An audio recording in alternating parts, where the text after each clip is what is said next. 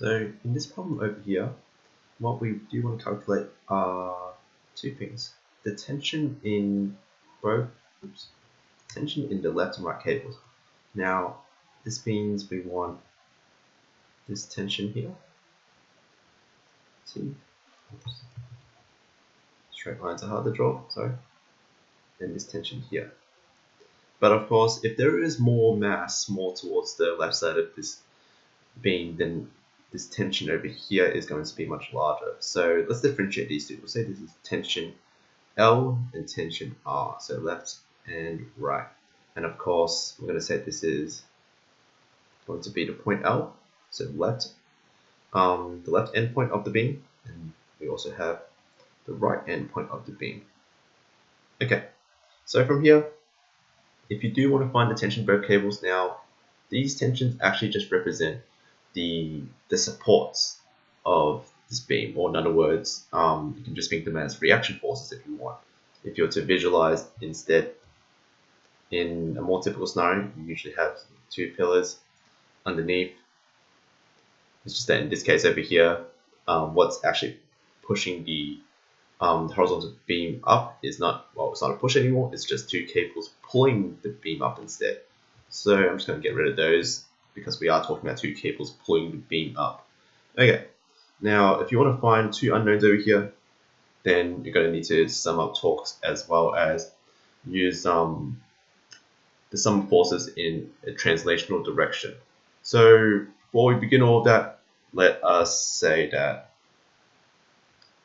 going to the right is positive, going up is positive, so x and y directions, and we also have a rotational movement and anti-clockwise would be positive. Okay, now when you want to sum up all of your torques, so your rotational what's the torques, I guess, moments, if you want another word for it, then you want to sum up all of them around either the left endpoint or the right endpoint, because if you do it around the left endpoint, then that means TL over here is going to get cancelled out. So either one works out, but I'm just going to go with the left one over here and say that there is no overall rotational torque around this point, because if there is, that means the whole structure is moving, and we want to keep this as stable as possible. It is static. Okay. Now, after this, we want to so look at all of the forces. So we know there's, well, two tension forces, and we also have the beam and two people. Okay, so for this person over here, he's going to have a weight. The left form has a mass of 60 kg. That means he has a weight of 60 g. This guy over here, it's going to have a weight of 70 g. Okay, I'll just use a different color here because I am going to be writing over these numbers a little bit. There's also 40 kilograms of mass from the beam itself, and where this acts on the beam depends on its center of gravity. So let's do a bit of quick math. I'm going to add up all of the lengths of each section of the beam. Okay, and this is equal to 9. So the entire length of this beam over here is 9 meters. So what we want to do is, if you want to find the center of gravity, then you're going to need to take the halfway point from 0 to 9. So somewhere around, let's say around here. So 4.5 meters. And we're going to go down. Say there's a force of 40 G. Okay, so we have all of our forces labeled over here, and all we need to talk about is, or are, the torques going around the point L. So are they going anti-clockwise around L, or are they going anti-clockwise? So this is positive, and remember, and this is negative. Okay, so for the first person, we'll just go from left to right. Actually, from the very left, TL over here has a perpendicular distance of 0. So that means TL is ignored. The 60G here.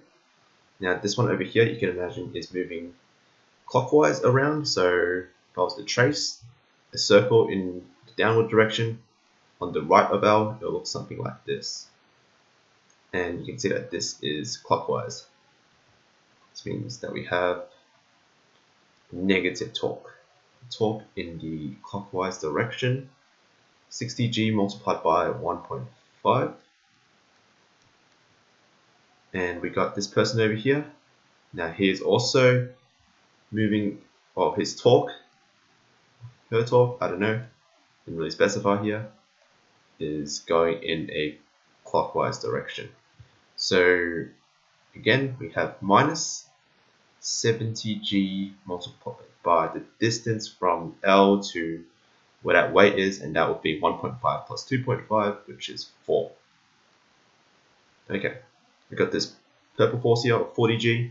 This goes down, and of course this one again, clockwise. So this means we have minus 40G multiplied by 4.5. Okay, and the last force over here that we talked about at the very start was this one over here. Tension in the right cable. So this one over here is the exception. You can see that because this one is moving in the opposite rotational direction. It is moving anti-clockwise.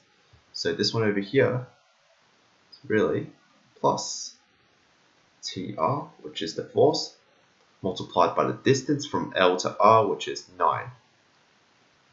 All of this is equal to 0. Okay, so I'll just scroll down a little bit, just to give myself a bit of room.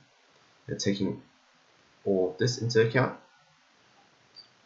probably clean this up a little bit. So we have minus 60G and minus 70G. Okay, it's a lot of math to do. Maybe I'll factorize the G out.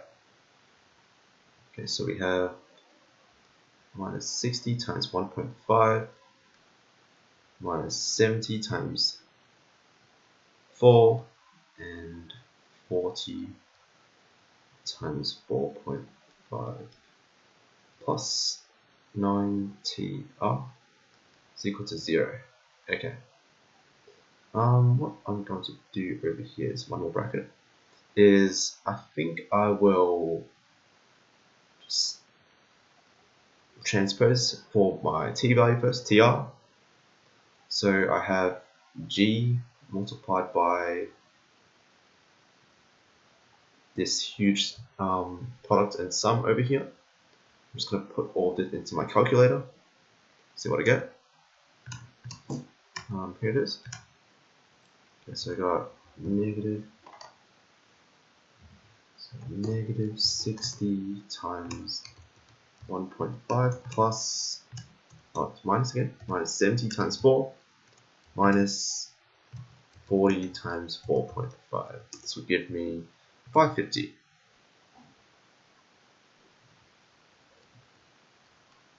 Okay, and the last thing to do is to divide by 9. Alright, so we have 550 multiplied by G, which is 9.8, divided by 9. This gives us about 598.9.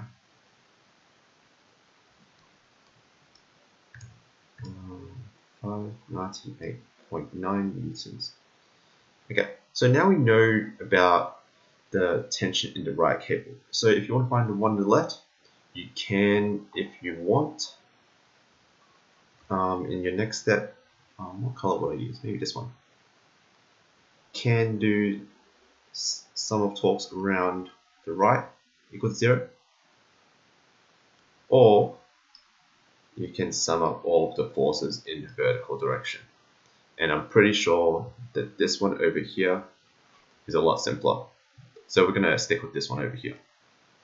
Okay, so just from the diagram, I remember most of the numbers, but what we're going to do is now we're going to sum up all of these vertical forces together. So we have two upward forces. So those were the tensile forces going up, in both the left and right cables, minus 60G, minus 70G, minus 40G. So that was the weight of both performers, and the other one was the weight of the bridge. Of course, this is equal to 0 because there is no vertical acceleration. Therefore, there is also no vertical forces in either the upward or downward direction. So from here, what we want is TR, which is going to be the sum of all of these, so 60, 70, 40, adding all of that together will give us 170 G, so just putting it to the right side, and putting the plus TR to the right side will give us minus TR. And we know that this one over here is actually 598.89. Okay, so we'll just use the more precise answer here. And what will this give us? 170 multiplied by 9.8 minus, well, pretty much the answer we had before. 1067 newtons. So approximately